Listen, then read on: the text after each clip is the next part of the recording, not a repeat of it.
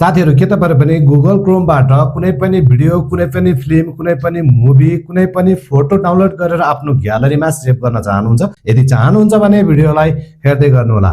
आज चाहिँ म तपाईहरुलाई गुगल क्रोमबाट कसरी हामीले भिडियो डाउनलोड गरेर ग्यालरीमा सेभ गर्ने भन्ने विषयमा सिकाउन गइरहेको छु। भिडियो सुरु गर्नुभन्दा अगाडि तपाई मेरो च्यानलमा नयाँ हुनुहुन्छ भने भिडियोलाई लाइक र च्यानललाई सब्स्क्राइब गरेर राख्न नभुल्नुहोला। आउनुहोस् अब स्टार्ट गरौँ। सर्वप्रथम साथीहरु आफ्नो मोबाइलमा रहेको गुगल अथवा क्रोमलाई ओपन गर्नुहोला। मैले यहाँ क्रोमलाई ओपन गर्दै क्रोमलाई ओपन गरिसकेपछि अब तपाईले यहाँ देख्न सक्नुहुन्छ थ्री डटको अप्सन। यो थ्री डटको अप्सनमा क्लिक गर्नुहोला। यहाँ क्लिक गरिसकेपछि तल देख्न सक्नुहुन्छ सेटिङमा एकचोटी क्लिक गर्नुहोला। सेटिङमा क्लिक गरिसकेपछि थोरै स्क्रोल गरेर तपाईहरु यहाँ तल आउनुहोला। यहाँ देख्न सक्नुहुन्छ डाउनलोडको अप्सन रहेको छ। यो डाउनलोडको अप्सनमा एकचोटी क्लिक गर्नुहोला। डाउनलोडको अप्सनमा क्लिक गर्ने बित्तिकै साथीहरु अब तपाईहरुले यहाँ माथि देख्न सक्नुहुन्छ डाउनलोड लोकेसन रहेको छ र तल देख्न सक्नुहुन्छ ask where to save file रहेको छ। अब हजुरले यसलाई अन गरिदिनु होला। यति गरिसकेपछि तपाईहरु यहाँबाट ब्याक आउनु होला।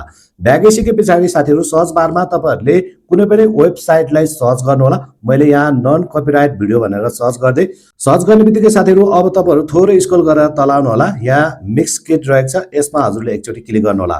यहाँ क्लिक गरिसकेपछि साथीहरु अब तपाईले कुन खालको भिडियो डाउनलोड गर्न चाहनु भएको छ त्यो खालको भिडियोलाई हजुरहरूले क्लिक गर्नु होला। भिडियोमा क्लिक गर्ने बित्तिकै साथीहरु अब तपाईहरु थोरै स्क्रोल गरेर आउनु होला। तपाईले यहाँ देख्न सक्नुहुन्छ साइजहरु धेरै रहेको छ। हाम्रो एचडी रेडी रहेको छ, फुल एचडी रहेको छ, 4K रहेको छ। अब हजुरहरू कुन क्वालिटीमा डाउनलोड गर्न चाहनुहुन्छ त्यो क्वालिटी हजुरले सिलेक्ट गर्नु होला। मैले सुरुको अप्सनमा एचडी रेडीमा क्लिक गर्दै त्यसपछि मैले यहाँ डाउनलोड फ्री एचडी रेडी भिडियोमा क्लिक गर्दै अब हाम्रो भिडियो यहाँ देख्न सक्नुहुन्छ डाउनलोड भइसकेको छ। अब हजुरहरू एकचोटी यहाँबाट ब्याक आउनु होला। ब्याक आइसकेपछि साथीहरु आफ्नो मोबाइलमा रहेको ग्यालरी एल्बमलाई ओपन गर्नु होला। मैले यहाँ एल्बमलाई ओपन गर्दै र मैले भर्खरै डाउनलोड गरेको भिडियो यहाँ सो भइसकेको छ। अब हजुरले पनि यो तरिकाबाट गुगल क्रोममा रहेको जुनसुकै भिडियो यो तरिकाबाट डाउनलोड गर्न सक्नुहुन्छ। भिडियो कस्तो लाग्छ? भिडियो मन पर्छ भने भिडियोलाई लाइक र च्यानललाई सब्स्क्राइब गरेर राख्न नभुल्नु होला।